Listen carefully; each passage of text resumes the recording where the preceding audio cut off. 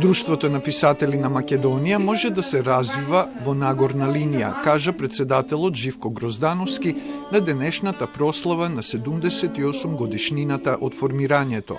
За таа цел потребна е доработка на програмата за работа за оваа година и изготвување на 10-годишна стратегија, рече председателот пред присутните. Од тоа одржувањето на тоа собрание на 1 јуни лани, па навака се движиме само нагоре, се остваруваат соработки, но верувам и сите знаеме дека може и нема да решам треба, просто може да се развива друштвото во уште по нагорна линија.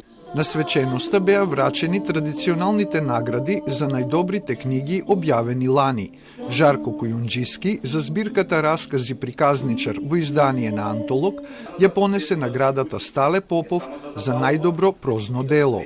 Успеат и овие приказни од приказничарот да бидат во дослух и да адресираат слични цели како литературата на Стале Попов.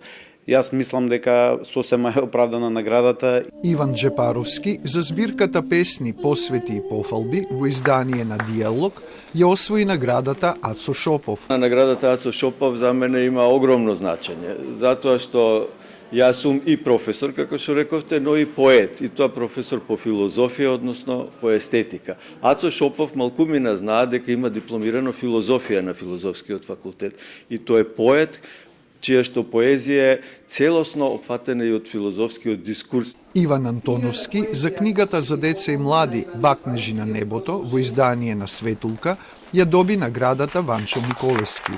Наташа Аврамовска за книжевни паметници издание на Институтот за македонска литература ја понесе наградата Димитар Митрев за најдобра книга критики и есеи. А наградата Мост за најдобро остварување на еден од јазиците на националностите ја доби Гордана Јовик Стојковска за книгата Беше еднаш една куќа, издание на Слово љубве. Во организација на Културно-информативниот центар на Македонија во Турција, наградените автори ќе го посетат Истанбул и ќе се сретнат со турските писатели.